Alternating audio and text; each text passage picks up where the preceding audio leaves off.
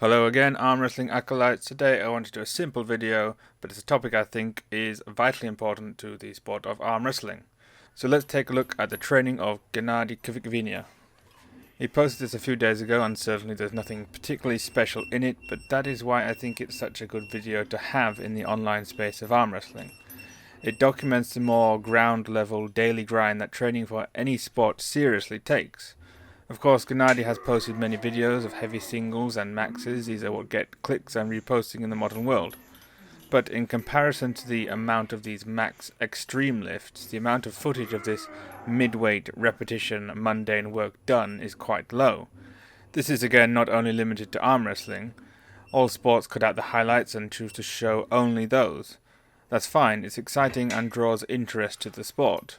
But it does tend to drive a false idea of what the requirement of training for sports is. People only see one thing in relation to a topic. The public mindset becomes then that one thing is entirely the sport. Training is not maxing out every day and doing fairly irrelevant lifts with little carryover to the actual sport. If you've been given a program with this as the method or led to believe this is how you train to be good at the sport, I'd ask for a refund. Being good at a sport, or anything really, is simply practicing in ways towards the sport, whether that be the sport itself or assistance exercises, and doing those regularly for extended periods of time.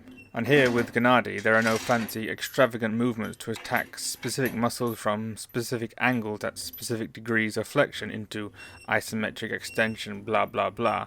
It's just the basic, simple and effective movements. It's not pretty, not exciting, and it's not what people want to see. But perhaps it should be. The video format now, with the rise of TikTok and Instagram Reels and now YouTube Shorts, has massively shifted to mega condensed, absolutely packed to the gills sub 1 minute clips. You can see a tiny portion of things all highly polished and presented to you in the most attractive way, but this is not reality. If you want to be good at arm wrestling, even if you want to say it's all drugs, you have to be willing to put in the grind, the repetitive, boring workload in pursuit of the goal. You can see the obsession here, and it's not anything unique. Most of the top athletes have trained in similar conditions.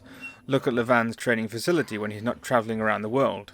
It's much the same as GENADI's. There is no fancy, high-tech equipment with specific angles or muscles focused on. Here you have a dingy, dim room filled with whatever the athlete can get a hold of. That's one of the things that make arm wrestling so appealing to me. It requires the sort of person who gets stuff done by their own power. Building a full gym or training facility might not be possible, so being a javelin thrower or rower is out of the realm of possibility for most people. But finding something that weighs something, tying it to a belt, and wrapping it around your wrist, pretty much anybody can do that and begin training for arm wrestling. Here, one of the top athletes in the sport is training with a bunch of self-made or locally made, roughly welded and super specific equipment that only someone 100% focused on the sport would go out of their way to obtain.